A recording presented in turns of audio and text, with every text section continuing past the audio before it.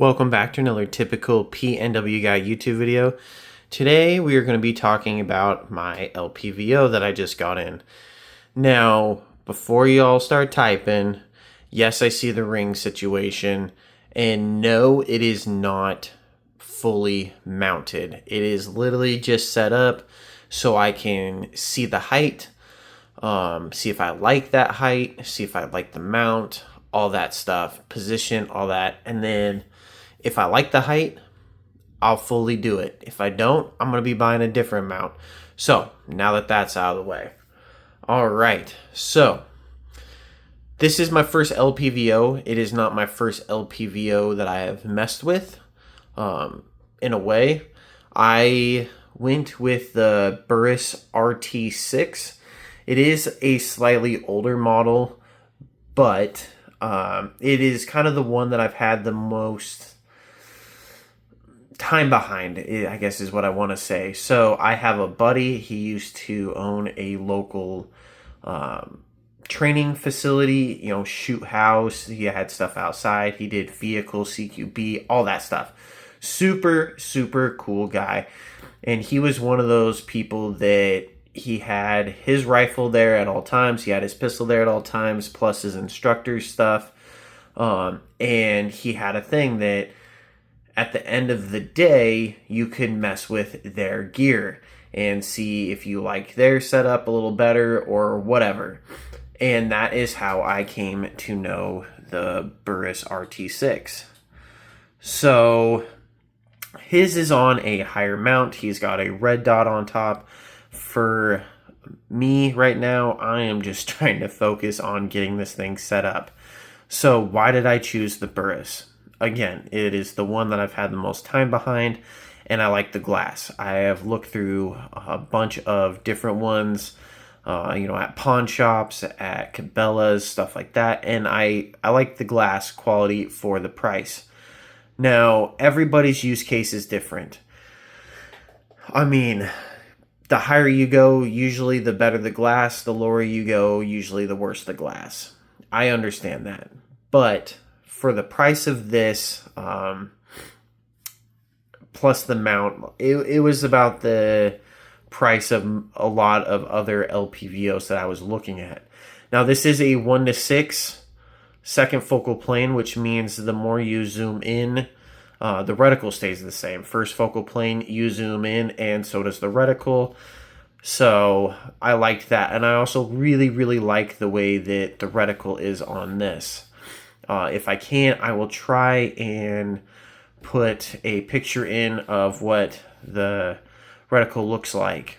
Now, it is illuminated, and it does use a CR2032 battery, which is pretty common. I think I just saw a 4-pack for like $11 at Target the other day, so not terrible. My use case for this is just, weekend plinking. Maybe do some, groundhogs / rock chucks. But other than that, I don't need fancy glass. I'm not taking this thing to war. I'm not trying to do long distance, hence why I went 1:6. You also got to know your range areas. So most places around me are right around like 100, 150 yards. Like, you're not going to get much past that unless you go get a membership at a range, and then we have one that you can go up to a mile.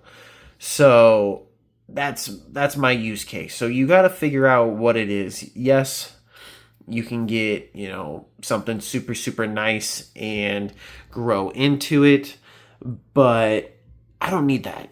I know my use case. I love red dots.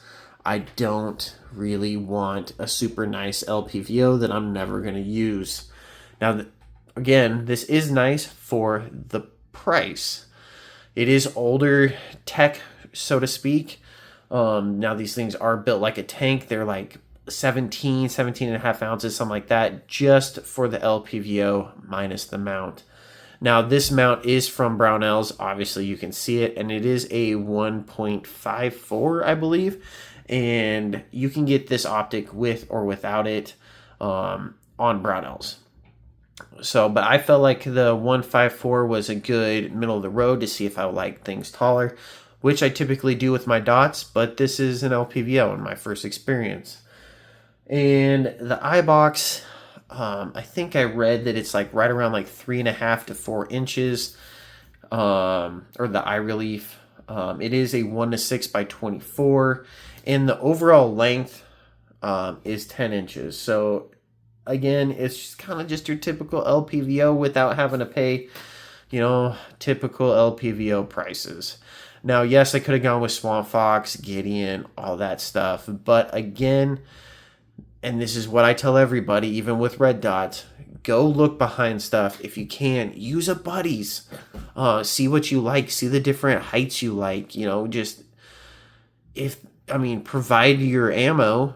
Go shoot their stuff. If they're cool with it. That is how you will learn. Matter of fact, my buddy Ty, the one that had the training class, invited me out to go mess with his so I could get a refresher because it had been a couple years. And, it just sunk in the want for this thing. So anyways, guys, that is enough rambling. If you don't remember, this is a 13.7 mid-length Brownells upper, so everything is Brownells branded. It doesn't have a charging handle or BCG in it, but I did grab a Brownells GI charging handle because I don't need anything fancy for this, and a Brownells Phosphate M16 BCG, which, again, amazing for the money, and it's nothing special, but it's a tank, it lasts, it's, not overpriced. So yeah, that is my LPVO rundown. Hopefully you will see me shooting it in the future. Right now, all of our outdoor ranges, which that's really the only place we can shoot, is closed due to fire hazards.